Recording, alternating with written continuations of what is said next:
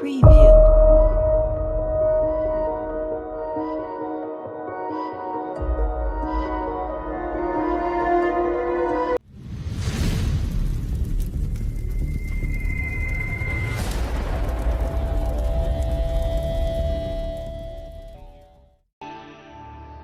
In the vast expanse of space lie wonders unimaginable.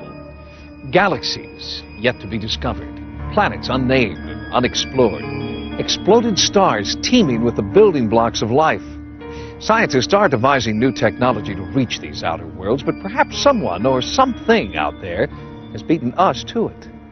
It was just a red flash of light. It sounded like, a swishing sound, sort of. Et alors autour de cette forme, il y avait des petits lucioles ronds. I saw this big triangular shaped 3 lights on each corner coming over my house. Mysterious lights in the sky. They were like stars. No sound. It just like was sliding through the sky, and it tilted like it was looking down at us. And it was a bright light that dimmed down to a white speck and went back to a red light, down to a white speck, and then just disappeared. You guys watching us inside? It's going out. Going straight up. Are these people sighting extraterrestrial spacecraft? Or is their imagination fueled by movies, books, and television simply misidentifying experimental aircraft? Holy cow! To answer these questions, we have to look back at the history of UFO sightings. Cave art in Australia and the western United States, painted at least 5,000 years ago by prehistoric civilizations, seems to resemble modern descriptions of creatures from outer space.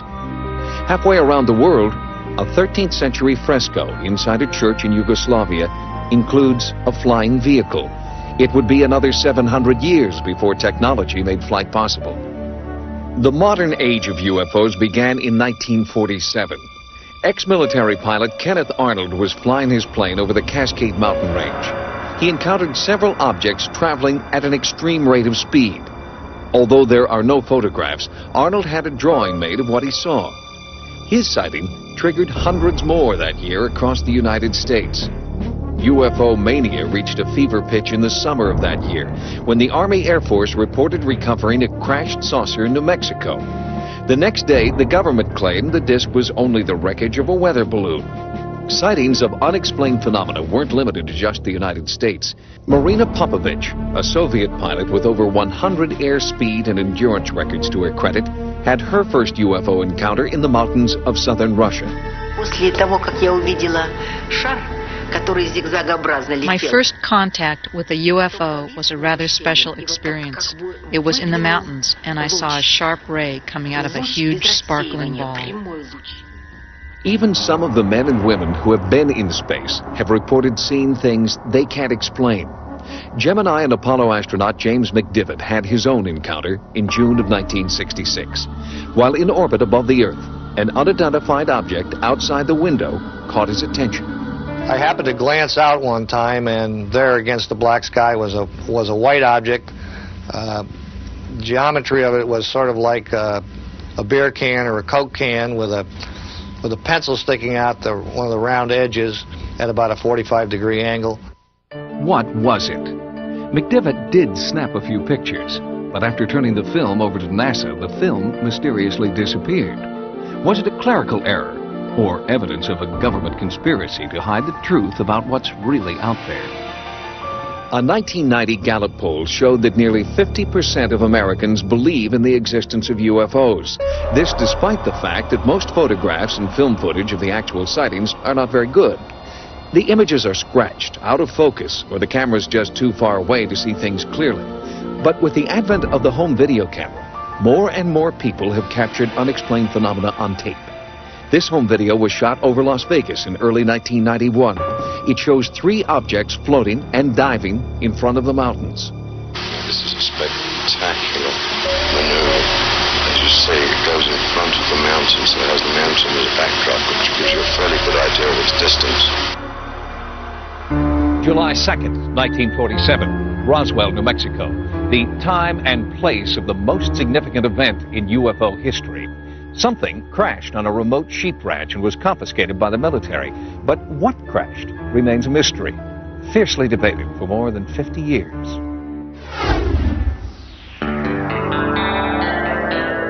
Roswell, New Mexico. It's as quiet and peaceful today as it has been for decades. But on July 6, 1947, that tranquility was shattered by a local newspaper headline. Air Force captures flying saucer on ranch in Roswell region. The story described wreckage of a flying disc found near a place called Corona, and it was based on a press release written by the public information officer at Roswell Air Base, Lieutenant Walter Haut. This building here, building number 84, is a building I believe that they brought materials from the Corona crash and stored them in here temporarily. The chief intelligence officer at the base, Major Jesse Marcel Sr., was sent out to the ranch to collect the crash debris and transport it to the Army Air Force headquarters for examination.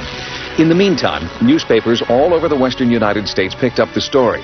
But before Marcel had landed his plane and strange cargo, the Air Force issued a second bulletin. By the time the B-29 with Jesse Marcel and some of the wreckage got to the headquarters 2 hours after they left in Fort Worth, Texas, the fix was already in to kill the story. The second press release was far different from the first, saying the wreckage was actually from a weather balloon. Could the Army's top intelligence investigators have committed such a basic blunder, failing to recognize the mundane remains of a weather balloon when they first encountered it? No, says nuclear physicist and part-time UFO researcher Stanton Friedman, who's been investigating the Roswell crash for over a decade. He says that while Marcel was in the air, the Roswell base commander, Brigadier General Roger Ramey, got orders from Washington to cover up the incident. And what he did was arrange for the wreckage of a weather balloon, the radar reflector on a weather balloon. And for a while, the saucer saga was forgotten, and might have remained so if Major Marcel hadn't rekindled the fire in 1980. Just before he died, Marcel admitted that the weather balloon story had been fabricated to hide the truth. He told Walter Haut there really was a saucer crash. He made statements to the effect that it was nothing of this world. It couldn't be bent, torn, cut, pierced, burned. He went through a whole list of them. He said, we just don't have the technology to produce material like I brought in from that ranch. Stanton Friedman contends that wreckage from an unidentified craft landed 200 miles away from the Roswell site. Friedman and other ufologists believe that this proves that there was not one but two crashes over New Mexico on July 2nd, the result of a spectacular mid-air collision. And at the second site, there were survivors. When I first came up to the craft, the creatures were laying like this in a line, side by side. And the live one was over here. Gerald Anderson says he was 5 years old when he and his family came across the unearthly wreckage and bodies. And my dad was kind of right about here, and he was sitting like this. My Uncle Ted was standing more over here, kind of leaned over like this, and they were talking to this creature. Anderson's story matches that of others who were in the area at the time. With the help of hypnotherapy, he's been able to remember the encounter with startling detail. His description matches those from people who claim to have seen aliens. 4 feet tall, grayish skin, large eyes, long skinny arms and fingers. Anderson recalls 2 aliens were dead, a third dying, and a 4th alien survivor seemed to be trying to communicate. Then just suddenly he turned and he looked at me. And when that happened, all kinds of things just started happening inside my head. I started getting sensations of tumbling and falling and an awful loneliness, like there was no way he could possibly get back to where he came from. Anderson says that within a matter of minutes, the military arrived, sealing off the area. The civilians at the site were threatened with bodily harm if they talked. Nevertheless, in the past 20 years, hundreds of witnesses have come forward, some daring to speak only on their deathbeds. Since Roswell ushered in the modern age of ufology, there have been more than 200,000 UFO sightings. Most are single craft witnessed by a single individual, making it virtually impossible for researchers to verify. But since 1991, ufologists have been documenting the largest mass sighting in history in the skies over Mexico City. The sightings began on July 11th, 1991. On that day, there was a total eclipse of the sun. One of the best places in the world to view the eclipse was Mexico City. And for the first time, because of the home video revolution, thousands of people pointed their video cameras to the skies. Exactly at the time of the full solar eclipse, a disc-shaped craft appears over the city, hovers for over 30 minutes. 17 people on the ground recorded it on home video. And that's never happened before in the history of ufology. When modern scientists forecasted the date of the historic solar eclipse, they weren't alone. Some believe the ancient Mayas also predicted the exact date of the eclipse more than 3,000 years ago. This Maya calendar made another startling revelation. It predicted that on the day of the eclipse, a new age of enlightenment would begin. It's referred to as the prophecy of the sixth sun. The legend of the sixth sun, the new sun, signified by the great eclipse that just occurred, speaks of an opening of knowledge. The sixth sun indicates precisely the moment of its arrival. Strangely, on the day of the eclipse, something did arrive in the skies over Mexico. Hundreds of those home video cameras that were shooting the eclipse got something completely unexpected. UFOs, unidentified flying objects, all videotaped by hundreds of different people. So far, more than 110 home videos have been verified as containing footage of unexplained craft. It may sound difficult to believe in a city with almost 20 million people that practically every afternoon you can see a UFO. Jaime Mason is one of the most respected television journalists in Mexico City today, hosting a Mexican version of 60 Minutes. Mason calls himself a former skeptic. During the last year, thousands, and I would say hundreds of thousands of people have witnessed UFOs. What I feel is important as an investigative reporter is the fact that the evidence presented was never questioned. The credibility of the witnesses was attacked, not the proof that they presented. People from all walks of life videotaped wave after wave of UFOs hovering in the sky. Sightings has obtained the exclusive U.S. rights to these historic tapes. One of the first to come forward with his home video was respected dentist Dr. Marco Antonio Rosas.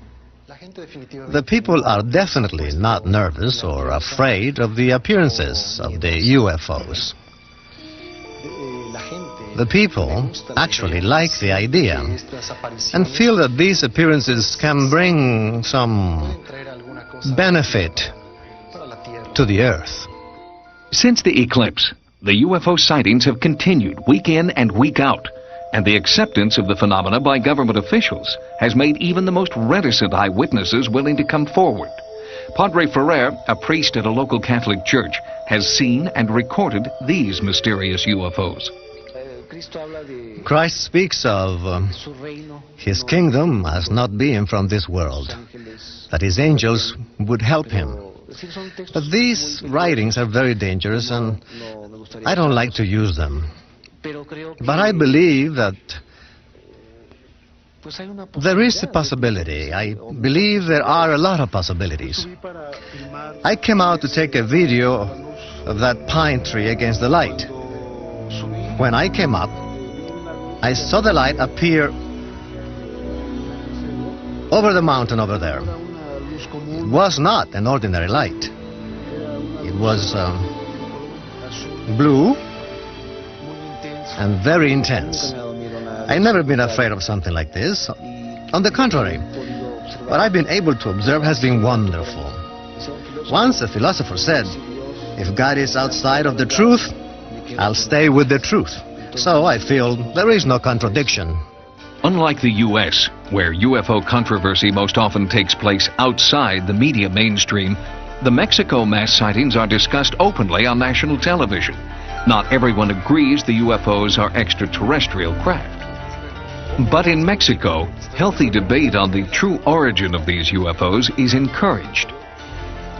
So, to rule out the possibility that these UFOs are conventional aircraft or an organized hoax, we had our videotape footage analyzed by David Froning, retired chief scientist at a major aerospace firm. As far as the pictures of in-flight videos, that's about as good as I've seen. They demonstrate a field propulsion and technology that's far beyond anything that I'm aware of that we have today. Most scientists look at these things as not that these are phenomena that violate known physical laws. It's just that they're phenomena that our known laws cannot explain right now. If these craft do defy the laws of physics as we know them, could they be alien spacecraft? Do they pretend a visitation from an enlightened civilization, as some believe? The sightings continue to this day, and there is a growing grassroots movement working in Mexico to find out what or who is patrolling their skies. UFO experts who conduct serious research have a whole vocabulary to describe their formative science. One term you may not be familiar with is flap. A flap occurs when UFOs appear in waves over a specific area, as in Mexico City. The appearance of a flap has sinister overtones for ufologists. All around the globe, there are certain places that seem to act as natural UFO magnets. These areas are attracting flaps, or waves of UFOs, that may last for years. There are hotspots in Russia, Europe, and in South America, the heavily populated city of Sao Paulo has had hundreds of sightings by thousands of people. These flaps have prompted researchers to try to find a common pattern or motive. Anybody who studies this soon becomes almost desperate to understand a pattern or to impose some purpose on the phenomenon. In the United States, sightings are widespread and occur almost nightly. America's #1 hotspot is Gulf Breeze, Florida. Ralph Fuller's sighting in 1988 was among thousands of others, but Ralph was the first to capture a UFO on tape. I don't know what that is out there over the Gulf, but we just had a real bright light. I think it might be a flying saucer. They seem to spawn one another. The two went to 3 and 4, and ultimately, over a matter of maybe a couple of minutes' time, there were 10 of these lights out over the Gulf. And they seemed to be in some semblance of a formation, but still in all, there was no movement whatsoever, no noise, no sound, nothing of that sort. You see nothing but the Gulf of Mexico. The nearest point of land would be the Yucatan Peninsula. And there were no boats or anything of that type in the area either.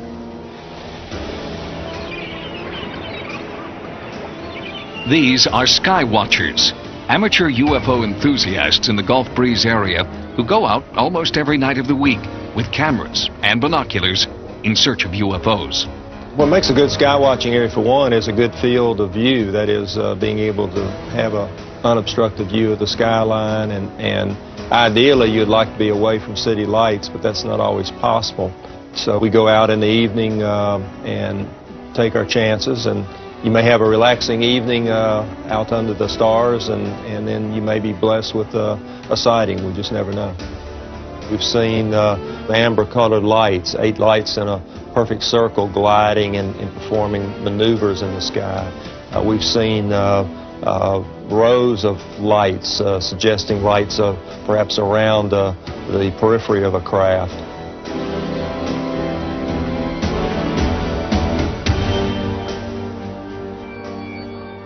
There are UFO hotspots all over the country. Gulf Breeze, certainly, but also here in New York State near a little town called Pine Bush. And the hotspots here near Pine Bush, according to one scientist, have a very special meaning.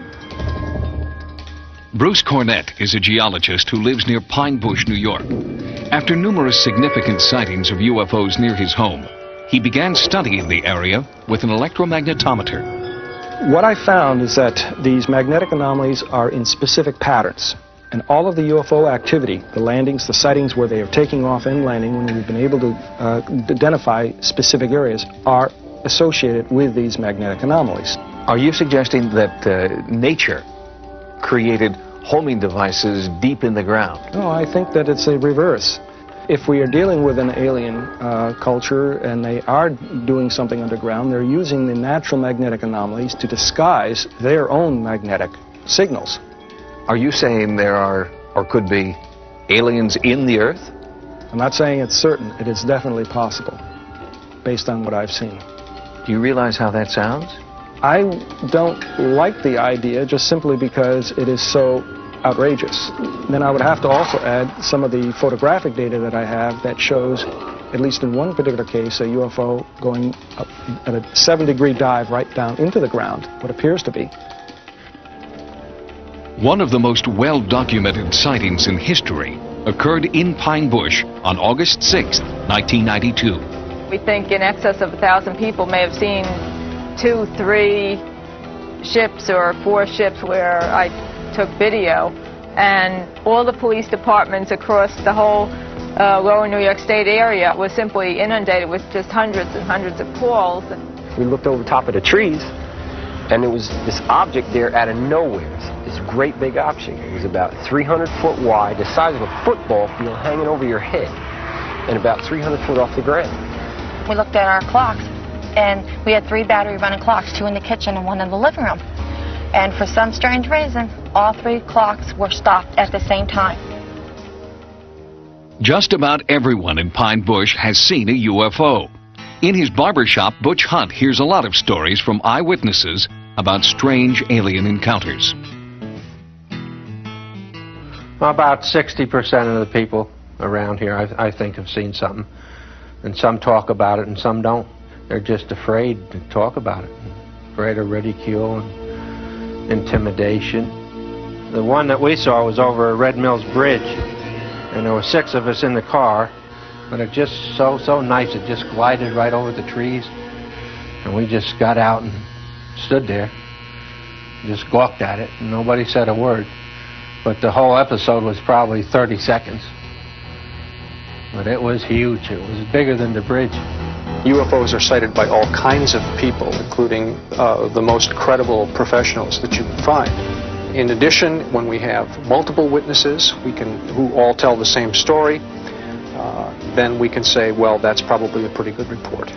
If we have enough detail in a given report that we can rule out all of the normal explanations, it's not the planet Venus, it's not the aurora borealis or a meteor, it's not an aircraft that we can name, then we are talking something fairly credible. If these mysterious craft are being piloted by an alien civilization, what is their mission? Why Earth? And why now? There are growing numbers of people, now in the thousands, who believe that they've been abducted, manipulated, and then released by aliens. It sounds ridiculous until you hear their stories. I looked up in my rearview mirror and lights were coming down out of the sky. I walked out to the edge of the water and I noticed this huge shining thing. I was so terrified looking into these big black eyes and these little creatures. I was thinking I could just raise my fist and crush his head. And exactly at that moment, I became paralyzed. The visions often come during sleep. Nightmares about being abducted, probed, and prodded by aliens who have sinister motives.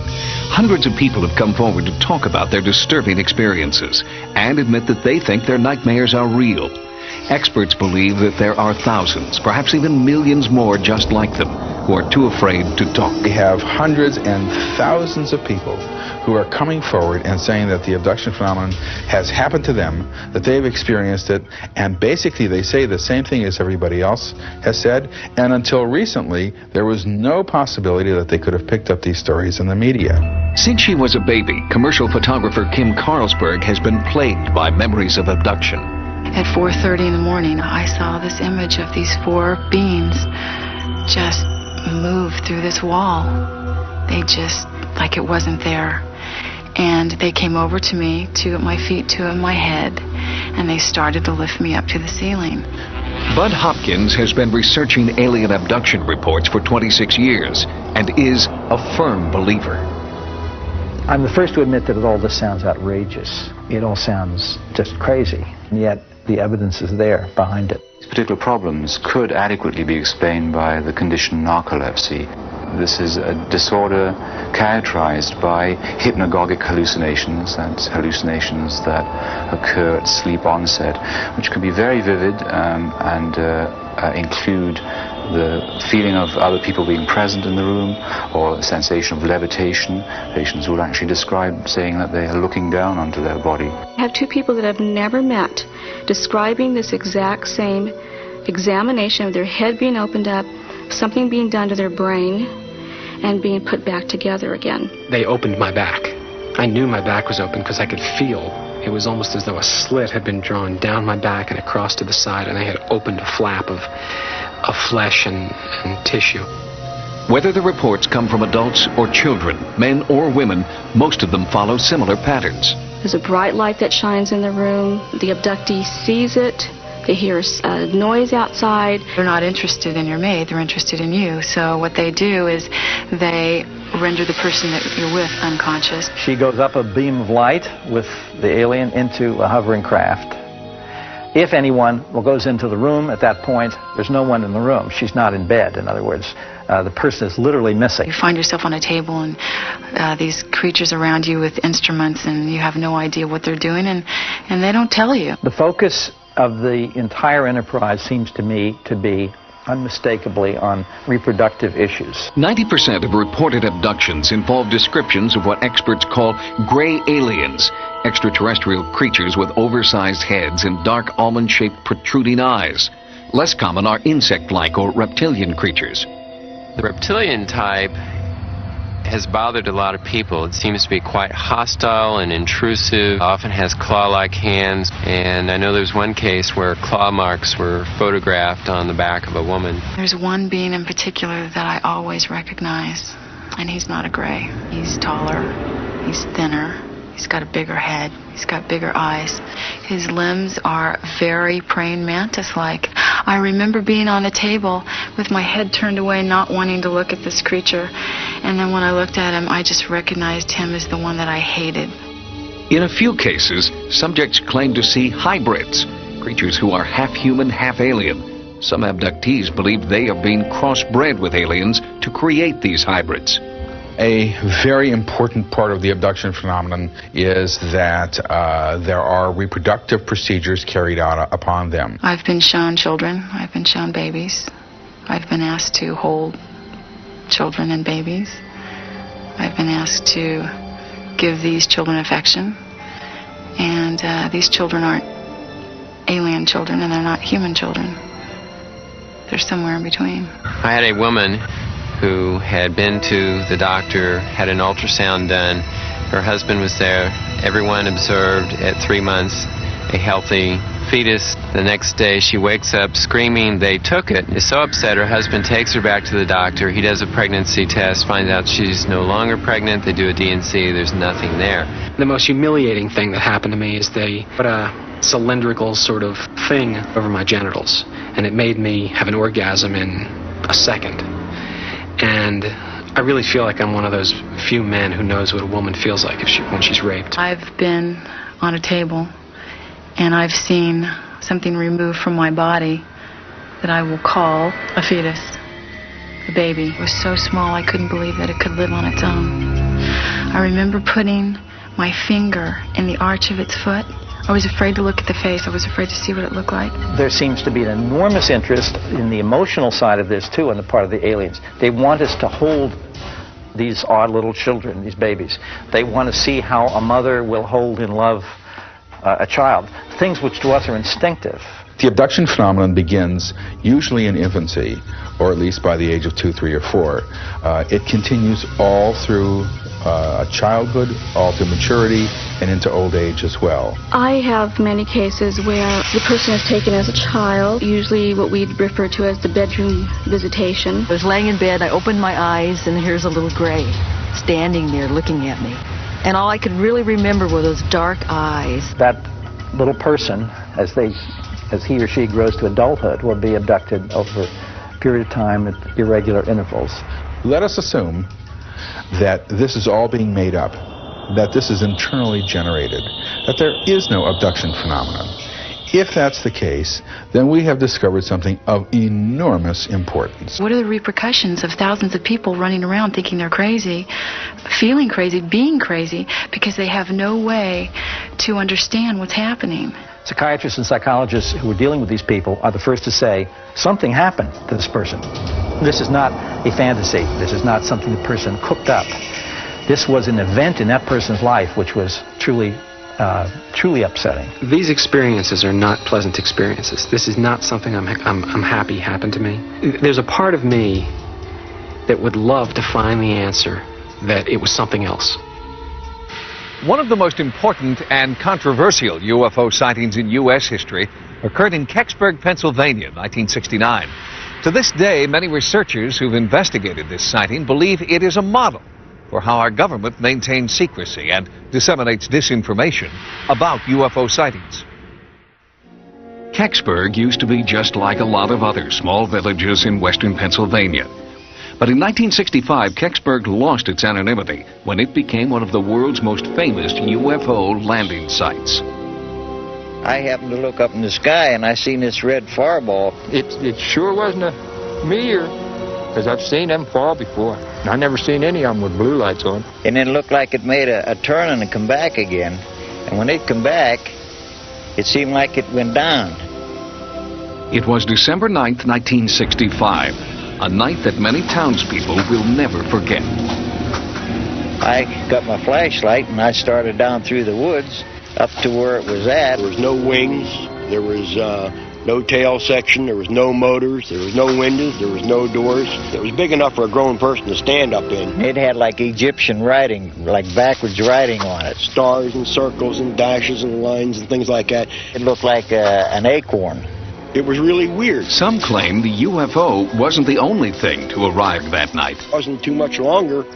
Down through the woods come two gentlemen. The one gentleman, very ramrod straight, very authoritative voice, crew cut hair. I mean, he just reeked of military. He looked at the object and looked at us. He says, all right, this is now a restricted area. Means we're all ordered out of here. Some military people come to the house and said they'd like to use the phone. They sort of took the house over. We started talking among ourselves, what's going on. About that time, up here on the road, comes a big flatbed truck in. The flatbed went down and empty, and it come back out with something on the back of it covered up about the size of a Volkswagen. That truck was hell-bent for leather, and if you'd have walked out on that road, you'd have still been there, because they'd have scraped you up with a putty knife. They weren't stopping for anything or anybody. And that began the real mystery of this whole thing. 27 years later, what happened down there in that woods surrounded by fields, if anything happened down there at all, is still a matter of bitter controversy. You've got this town split into two groups. You got the believers and the non-believers. There's been some friendship lost, and it's foolish as far as I'm concerned. I have a brother-in-law that he hasn't spoke to me for 2 years, said that I lied about everything, but I never lied about a thing. You got neighbors and neighbors that has known each other all their life. Now they don't want to talk because one believes it and one don't believe it. Just as the town is divided, so too are experts who have researched what really happened in Kecksburg. Planetary expert Robert Young believes that some citizens may have perpetrated a hoax. He claims the UFO was merely a meteor known to have passed over Ontario and several northern states that evening. Virtually all of the accounts can be explained by people having looked toward and seeing the Ontario meteor. How about the accounts, though, of the military that turned out in large numbers, kept people away from going down there, a truck that went down into the area and came out? You got eyewitnesses that say, this happened. Right. I understand it.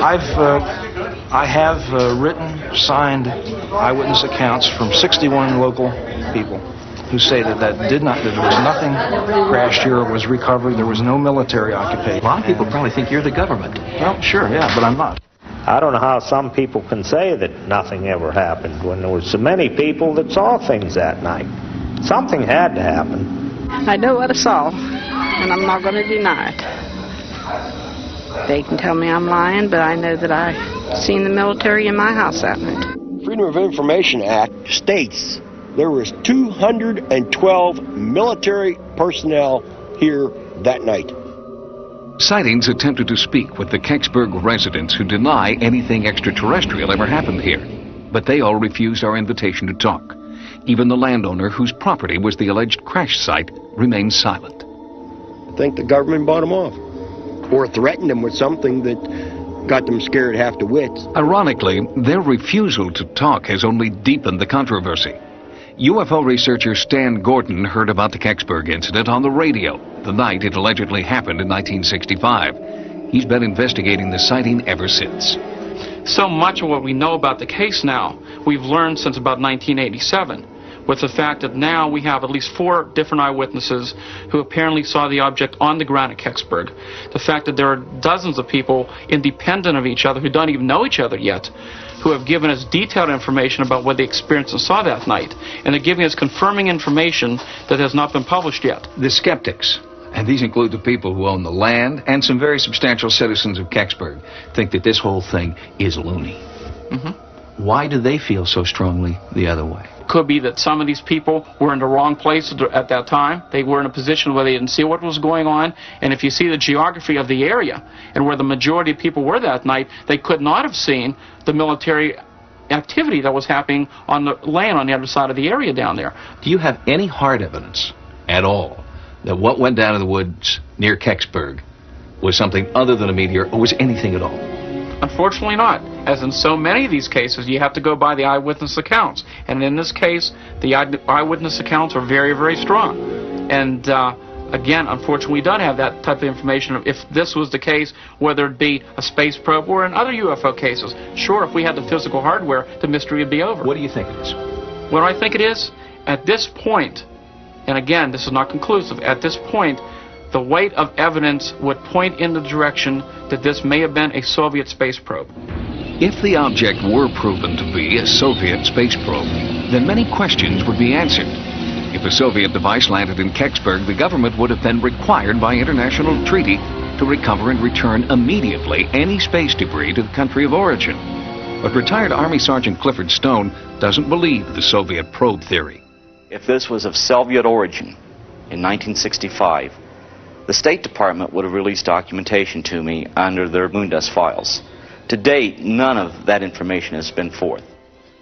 Clifford Stone collects government documents about space debris recovery operations, like Project Moondust and Project Blue Fly. He began his investigations in 1965 when, as an Army sergeant, he witnessed a top-secret delivery to Lockbourne Air Force Base, about 200 miles from Kecksburg. I noticed that on the back of the vehicle, it had something that was covered by a tarp. It was about 10 to 12 foot at the base, 12 foot tall. It looked like a chocolate drop. When my friend told me that every question I ever had about UFOs was under that canvas, I was mystified. Since that time, Stone has repeatedly attempted to obtain information from the government regarding that object. Each time, the government's response has been the same. They have taken the stance, by direction of the President of the United States, we may neither confirm nor deny the existence or non-existence of any information that all involve the recovery of unknowns. Kecksburg remains a town divided. The only thing on which believers and non-believers can agree is that all they want to know once and for all is what really happened on December 9th, 1965. What would you like to see happen next? It's time now, after 27 years, that the public has the right to know the true facts, regardless of what the object was or what really occurred. Something came down. From numerous eyewitness accounts, there was a lot of military activity into the small village. Then an object was located, that it was recovered, it was transported away for study. What was the object, and why after 27 years haven't they revealed what really was found? Until authenticated debris is collected and publicly displayed, the validity of the UFO phenomenon rests entirely with the credibility of its eyewitnesses. Ufologists know this and have spent many years collecting sightings reports from the most credible eyewitnesses of all, military pilots. Unfortunately, these pilot reports remain unconfirmed because military personnel in this country refuse to talk on the record. But in Russia, one former Soviet pilot is talking. In 1991, a pilot in Russia came forward and told of a frightening UFO encounter. Risking ridicule, Maxim Cherbakov was determined to tell what he maintains is the true story of his bizarre experience. At 19, Cherbakov was one of the rising stars in the Soviet Military Flight Academy and became the Russian equivalent of a Top Gun. His flying record was impeccable until August 1991. Then, on 2 separate occasions, he had strange mechanical malfunctions in his jet aircraft. On one occasion, he was forced to eject. An investigation of that incident concluded that Cherbakov had acted calmly and rationally. But 12 days later, a third incident would change Cherbakov's life forever. 20th August, second shift. I made 2 flights with my commander, and third flight I made on my own. I gained an altitude of 3,900 meters. Then suddenly, I saw a ball in front of me, about 20 degrees to the right. He watched the object for several seconds. Then, as it came toward him, Cherbakov tried to radio the base. The light from the UFO was blinding. A sense of unexplainable fear came over me. On the back of my head, I began experiencing warmth. I felt as if someone was present and watching me. My movements were under control, controlled by someone other than me. Cherbakov claims the reddish-yellow object started maneuvering around the aircraft. For several minutes, it kept up with the jet's airspeed and mimicked its movements. During that time, Cherbakov was unable to communicate with his base commander. The radio emitted only a squealing sound. Pilot Cherbakov's description of the UFO moving relative to his own airplane is really quite common. Dr. Richard Haynes has documented over 3,000 pilot sightings of UFOs. I have thousands and thousands of cases of pilots in daylight encounters with structured objects, in the sense of having 3-dimensional mass, in the sense of having aerodynamic kinds of flight behavior relative to the aircraft. And so what he describes here fits in very nicely to what I have from hundreds of other pilots around the world. Suddenly, in rapid-fire succession, the generator in Cherbakov's jet failed. The instruments indicated a fire on board, and the cockpit filled with smoke. The base commander ordered Cherbakov to eject. I began arguing with the commander because the plane was still above the residential area. My altitude began to drop rapidly. I had to pull the plane out of a nose dive. At the altitude of 1,000 meters, I finally cleared the residential area and I ejected. 4 seconds later, the plane exploded.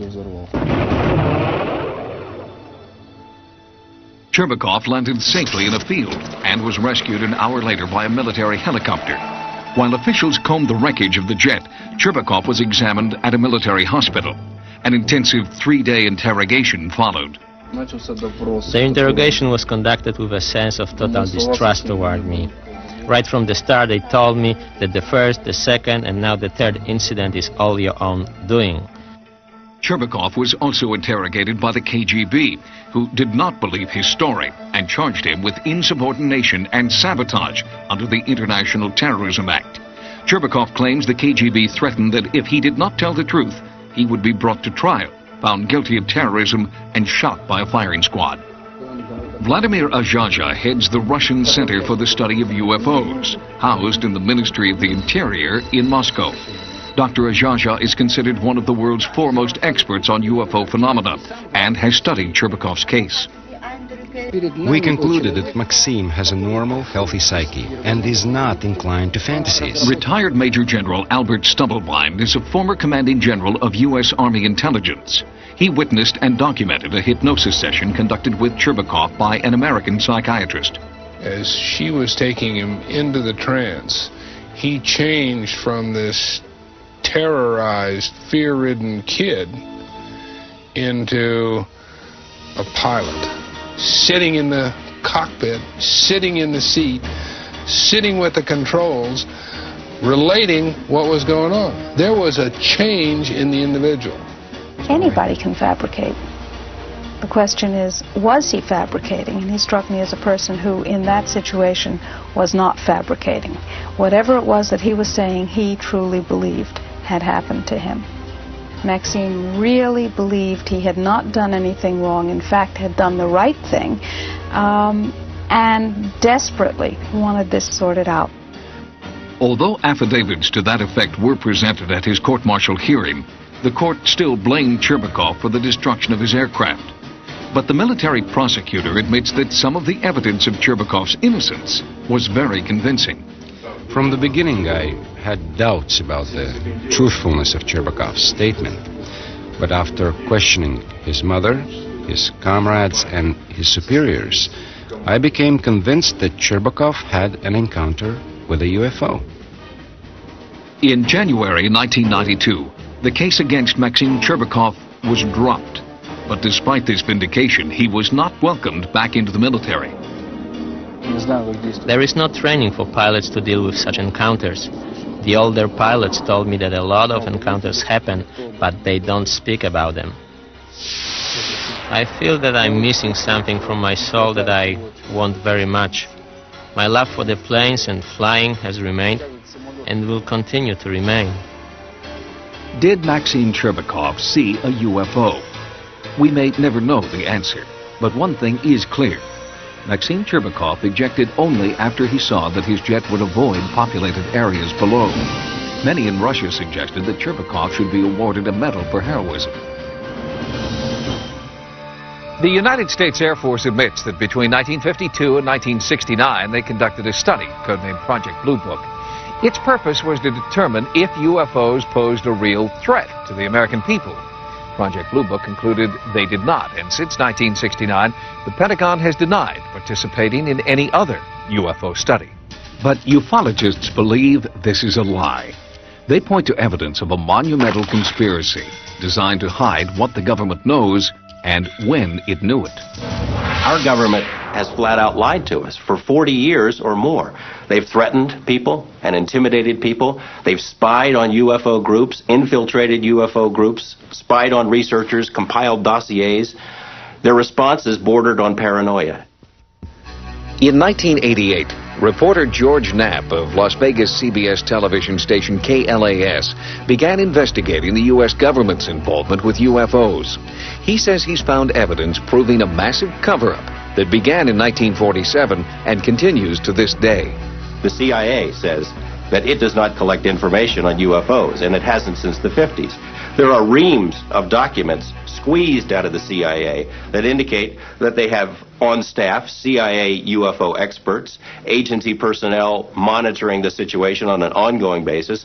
The FBI denied having any documents on UFOs in the 1970s, the early 1970s. 3 years later, they released 1,700 pages of information on UFOs, documents that they had. They lie. But for UFO researchers, there is one persistent problem with those hundreds of released pages. Most, like this 1958 UFO memo to President Eisenhower, have been highly censored, essentially making them unreadable. Even this National Security Agency document explaining why UFO data should remain secret is itself almost entirely blacked out. Ironically, the official position of the U.S. government is that UFOs are not a threat to national security. Yet the agencies involved claim the censored information is vital to national security. From 1947 to 1969, the Air Force conducted Project Blue Book. Staffed with just 3 people, it studied 12,000 UFO sightings. All but 701 were explained to the military's satisfaction. And the group that remained unexplained? It does not contain any pattern of purpose or of consistency that we can relate to any conceivable threat to the United States. The Air Force closed Blue Book in 1969, but project critics weren't satisfied. The first person to head it up, Captain Edward J. Rappelt, quit in disgust, wrote his own book, and declared that there was something to UFOs, and the Project Blue Book was nothing more than a whitewash. Other government officials, including a senator and 2 former presidents, have tried unsuccessfully to shed some light on the UFO phenomenon. Arizona Senator Barry Goldwater, President Gerald Ford, and President Jimmy Carter, who actually saw a UFO himself and filed a formal report, have all sought to have top-secret UFO information released to the public. All requests for that information were denied. Cover-up allegations aren't limited to the United States government either. Author Timothy Good claims that governments around the world are keeping UFO information top secret. And in his book, Above Top Secret, he claims only an elite few have access to that information. Because so little of the research is made known to top ministers. One country is bucking that trend.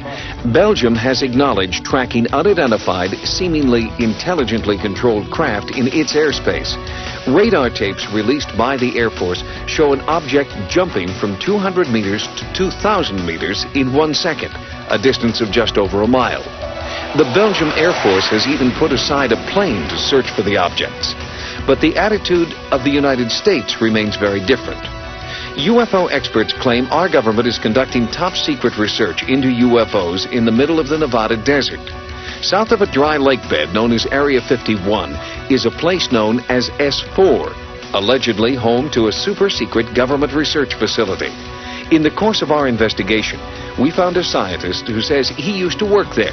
Robert Lazar was shocked when he first discovered what it was he would be working on. I got out of the bus. I was told to walk directly through the hangar, and immediately, even before entering the hangar, you can see the edge of a disc. This is your classic flying saucer, 2 inverted pie plates, if you wish, with a segmented larger area dome on top. Within minutes of that, I finally realized that this had nothing to do with something the government was producing. And it was quite shocking because everything inside was small. This is a full-size craft, 30, 35 feet in diameter, maybe 40. But you're looking at seats that are, 18 inches off the ground, obviously made, for something smaller. And certainly wasn't made for children to play in. Lazar says there were 9 spaceships in all, and he claims to have seen one fly. It began to lift off the ground almost silently. There was a hiss sound, like a corona discharge if you hear around high voltage systems, accompanied by a faint, it probably would have been brighter at night, a faint blue glow around the bottom. As the craft approached about 30 feet, 20 feet, something like that off the ground, that corona discharge disappeared. The sound stopped and the craft stood there silently and slowly drifted over to the left and then to the right. The government denies they're testing alien craft at S4. Lazar no longer works there and nowadays spends his time working on one of his hobbies, jet car racing. He alleges that after he went public, security officers at the base threatened his life. He also says that his employment and military service records have disappeared. Despite repeated requests, the government can't find them. The subcontractor who hired him for the job at S4 refuses to comment. But a few clues support Lazar's contention that he is a scientist and that he has worked for the government. This W-2 form indicates that he had been employed by the Department of Naval Intelligence. Before his stint at S4, Lazar claims to have worked at the Los Alamos National Laboratory. Los Alamos officials can't find any record of him, but his name does appear in a laboratory phone book from that time. Reporter George Knapp was able to track down a few of Lazar's colleagues who could confirm parts of his story. But when they talked to Knapp, something strange happened. One after another had visits from government personnel who basically intimidated or told them to back off, followed them around. There didn't have to be any direct communication where an agent says, you keep talking to this guy, you're going to end up in a river. The message was very clear. Since Lazar's story broke, Area 51 has become a hotbed for UFO sightings. You see that? It just zipped to the left. See it again? While our cameras were there, a bright light appeared in the night sky. Utterly silent, it seemed to float below the mountaintops. Analysis of our videotape proved inconclusive. Those who might know the answers aren't talking. I've been covering organized crime in Las Vegas for 10 years, dealing with mob hitmen and mob informants, people who have been in the witness protection program. The fear that is generated by this UFO subject for people who really know about it far outweighs the kind of fear that the mob inspires. I mean, people are more afraid of our government than they are of organized crime. I am exactly sure of what I saw. I know what mainstream science is like. I know where physics stands. I know all of that. And this is an extraterrestrial craft. This technology is hundreds and hundreds of years in advance of us, and that's the end of that story. The people we've heard from in this report believe that they have had close encounters of the first, second, third, even fourth kind. Skeptics charge that they're mistaken, that they're misinformed, or at the very worst, just plain crazy. But are we, the human race, so conceited as to believe that we are alone in the universe? Is it possible that in the infinite frontier of space, this speck of intelligent life we call Earth is the only one? For Sightings, I'm Tim White.